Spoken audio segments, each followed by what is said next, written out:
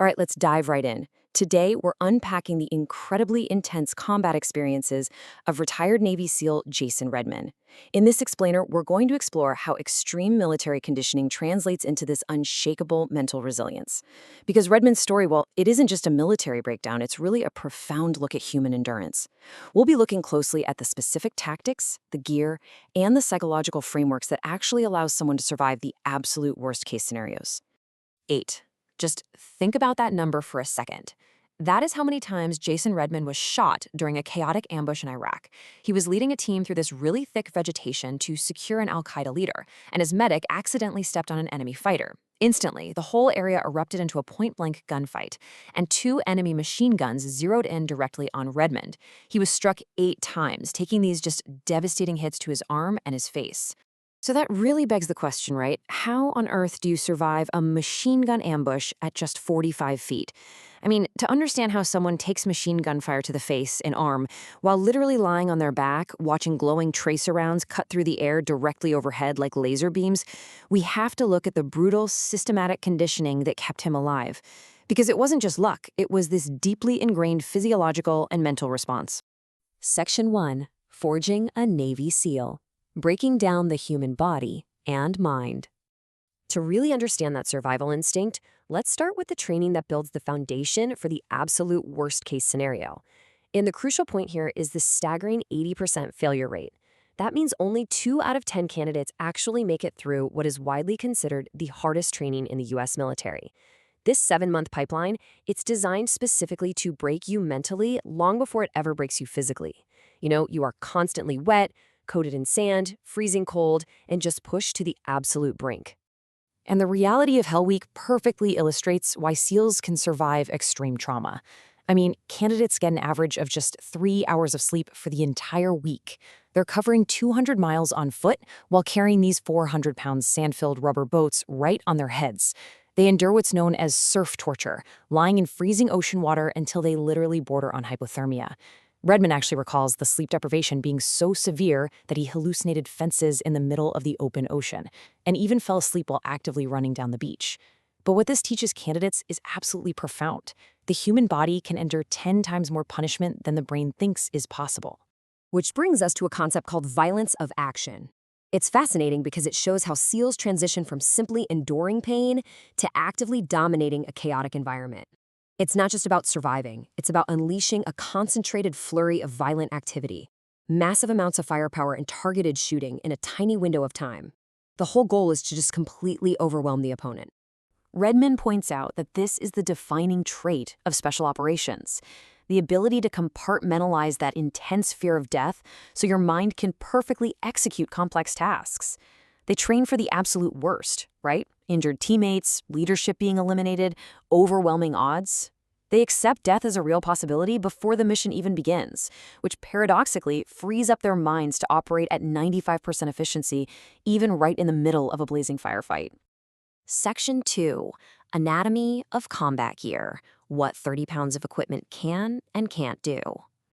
So, beyond the mental conditioning, let's talk about the physical tools that act as the final barrier between life and death out on the battlefield.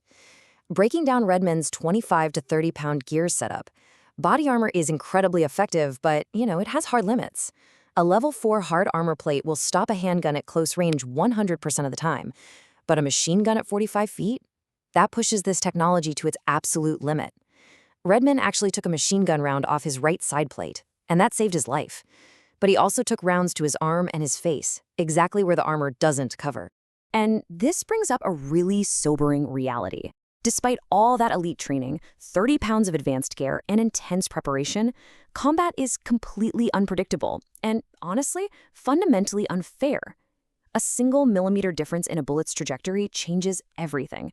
One angle means a shattered rib, another angle means a pierced heart. As Redman emphasizes, a 12-year-old randomly pulling the trigger of an AK-47 over a wall can be just as lethal as a 30-year trained sniper. Section 3. The Overcome Mindset. Transforming battlefield survival into daily resilience. So what does this all mean for us? How do we take these extreme military survival tactics and apply them to our own civilian lives? Well, Redman uses a simple, scalable, 3-step process: awareness, preparation, and action. First, you have to be aware of what can actually go wrong in your environment. Next, you prepare.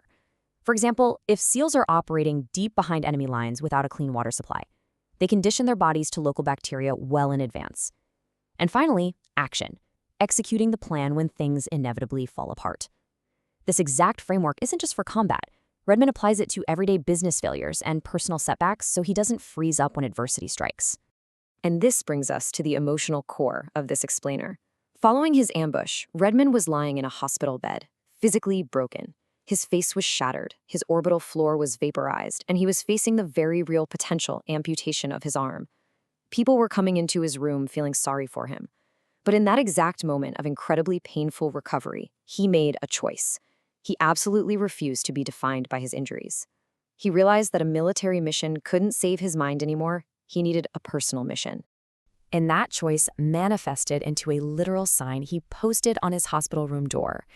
It demanded that anyone entering bring only fun, optimism, and intense, rapid regrowth. I mean, it perfectly captures his absolute refusal to be a victim.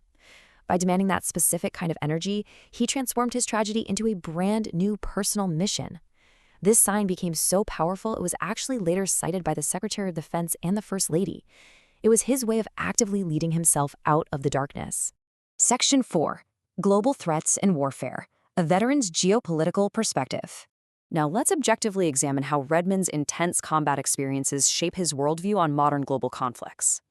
Redmond's boots-on-the-ground experience very directly informs his geopolitical stance. From his perspective as a veteran, he assesses the Afghanistan withdrawal as a total failure of political will. He notes that the sudden departure collapsed 20 years of progress, betrayed local allies who risked their lives to support U.S. forces, and ultimately allowed the Taliban to resurge. When looking at Iran, he views it as a deeply entrenched threat.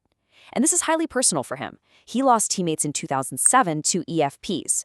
Those are electronically fired projectiles, which were advanced IEDs specifically designed by Iranian proxy forces to penetrate American armored vehicles. And all of this informs his broader philosophy on modern warfare. He argues that despite having the most advanced technology in the world, drones, smart bombs, air superiority, military success ultimately requires boots on the ground. Why? Because you are ultimately fighting the human spirit. You're fighting individuals who are fundamentally committed to their cause. Technology alone just cannot break the sheer willpower of an entrenched opposing force. To wrap up this explainer, I want to leave you with this pretty powerful question drawn directly from Jason Redmond's incredible journey. When you face your own personal chaos, whether that's a professional failure, a health crisis, or just the unpredictable, sheer unfairness of life, what driving purpose is going to help you overcome it? What is your sign on the door? Thank you for joining me for this explainer, and I really hope this deeply structured look into the overcome mindset leaves you ready to tackle whatever challenges lie ahead.